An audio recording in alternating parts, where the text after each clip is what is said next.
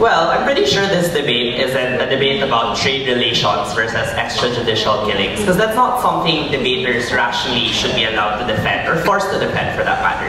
What we think that the debate is therefore about is the trends to which the war on drugs is turning towards. That means four things. One is that we are actually trying to crack down on trying to stop the EJK, in fact still being able to crack down on drug-related violence. Note how we agree with Affirmative side that Operation Tokang, for example, was at first put on hold, then it was recommissioned, but with a tighter leash. That's to say, the Duterte has acknowledged that there has been harms that the PNP has been doing, but it continues the war and is continuing to make those necessary concessions that human rights to an extent is something he also prioritizes. The second thing that we think that the war on drugs is moving towards is obviously that it's strengthening the police. And we think that in our model, we think that we can do things like increasing the amount of drug sniffing dogs or training better for disarming the criminals instead of shooting them down, and better intelligence and the way that we apply that intelligence. But the third thing we think that as we can also see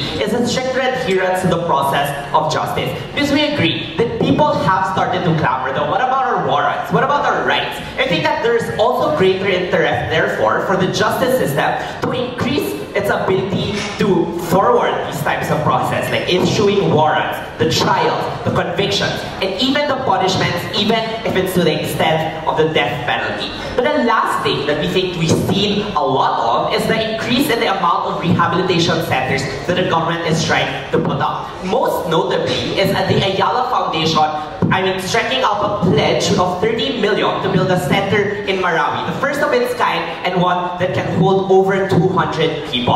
Ultimately, the war on drugs has two goals. One is that they want to stop the supply chain and that they want to curb the addiction.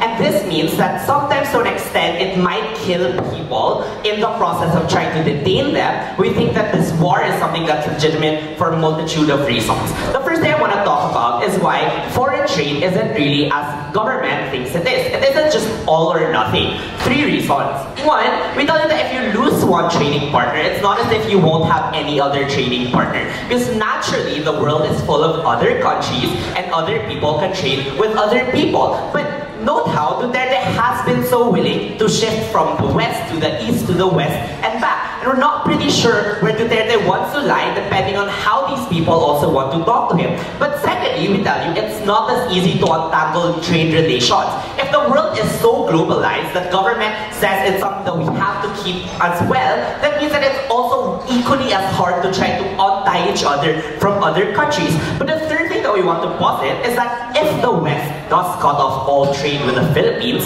the war will not stop. And we think that at that instance where we've lost all our bargaining chip because we can't negotiate with a country we no longer have any ties to, if it's all cut off, we tell you that the West doesn't win in this instance. If government wants opposition side to defend not having a timetable on trade relations, that's okay. But let's answer, who is the Philippines? Because we tell you that the Philippines is not only the government, but it's precisely the people on the ground. Meaning, compared to foreign trade relations, the rural masses who drove Duterte and a majority seat to victory, drugs are an issue closer to their homes. So if it's a comparison about not having food to eat versus the drug problem being eradicated, note how people have already made their decision.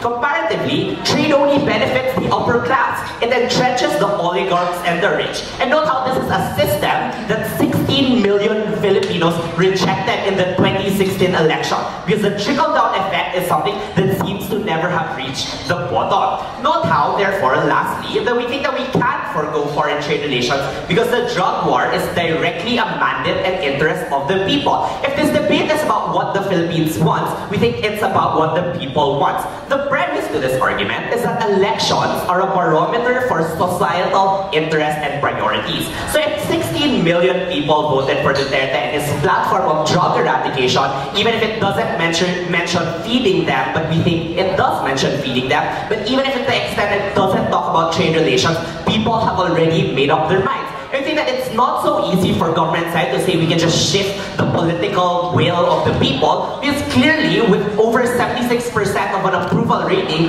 clearly that's not going to be something we're going to stop anytime soon. This argument is just to say that people feel and perceive this as a primary issue compared to the issue of feeding themselves or having trade that has only benefited the rich and hasn't trickled down to the farmers in the rural areas who have that drug problem. Opposition stands.